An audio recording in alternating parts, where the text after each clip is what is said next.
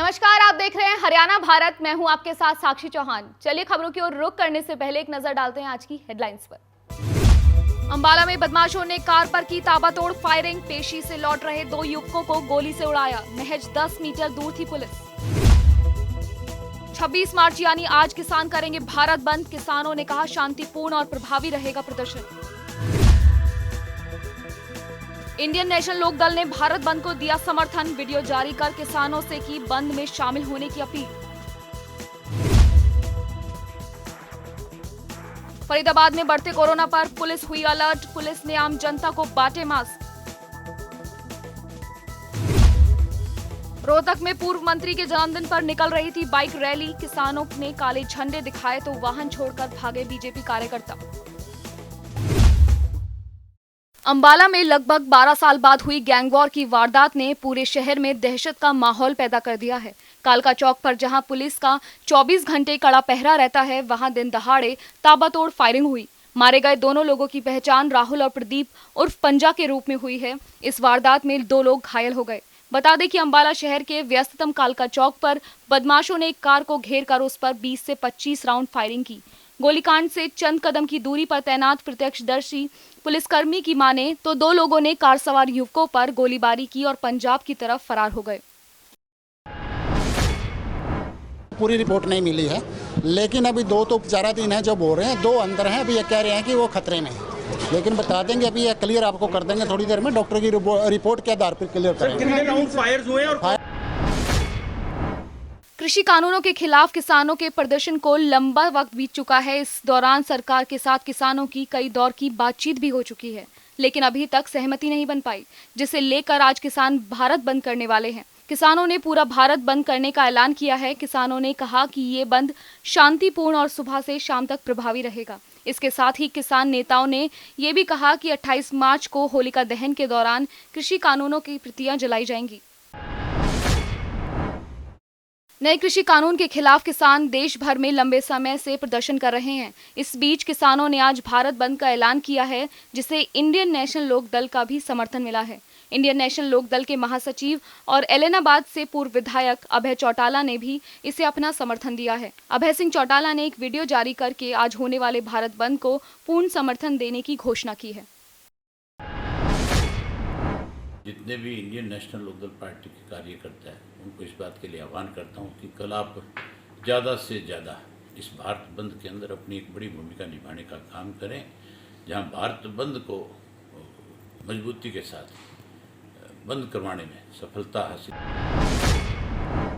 फरीदाबाद जिले में कोरोना का कहर लगातार बढ़ता जा रहा है। इस बीच लोगों में कोरोना के प्रति जागरूकता फैलाने के लिए फरीदाबाद पुलिस अलर्ट पर है, जिसे लेकर बल्लभगढ़ में आम जनता को मास्क बांटे गए और लोगों को कोरोना से बचाव के लिए सभी गाइडलाइंस का पालन करने की हिदायत भी दी गई।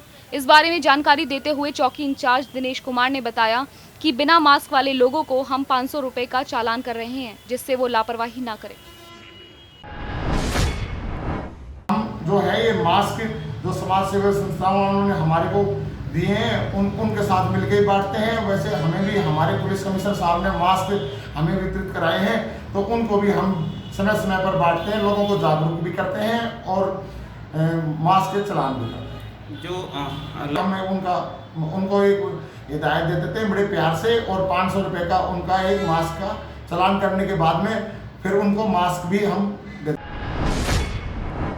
प्रदेश में लंबे समय से किसान नए कृषि कानून के खिलाफ प्रदर्शन कर रहे हैं। इस बीच किसान बीजेपी और जेजेपी नेताओं का विरोध भी कर रहे हैं, जिसे लेकर किसानों ने बीजेपी नेता चौधरी बीरेंद्र सिंह के जन्मदिन पर आयोजित कार्यक्रम में जमकर हंगामा किया।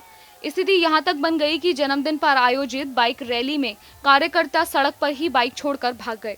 किसानों का कहना है कि चौधरी बीरेंद्र सिंह दोहरे चरित्र की राजनीति कर रहे हैं। उन्हें किसानों के आंदोलन का विरोध करना चाहिए।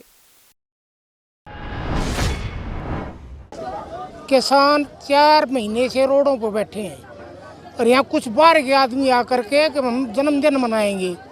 जब 300 किसानों की हमारी संघर्ष में शहीद हो गए और ये जन्मदिन मना रहे हैं, यहाँ कोई लोकल आदमी नहीं है। आप जा कर के देख लो, कोई हिसार का कोई सिरसा का है, ये सब अपनी चमचागिरी चमकान के भी यहाँ आ गए हैं। और मैंने सुबह भी इनको बोला था, अब यहाँ से तुम जाओ, हम बिल्कुल नहीं होने देंगे ये काम। ये पता नहीं है किसका जन्मदिन मना रहे हैं, कैसे मना रहे हैं। लोकल आदमी को ना किसी ने पूछा और हम ही का बिल्कुल घोर विरोध करते हैं।